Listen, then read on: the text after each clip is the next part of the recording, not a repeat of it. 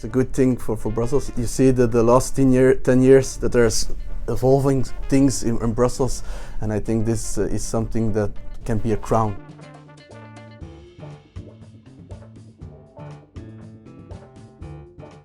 PORTA 1070 in Anderlecht. The project is a school project with an innovative landscape.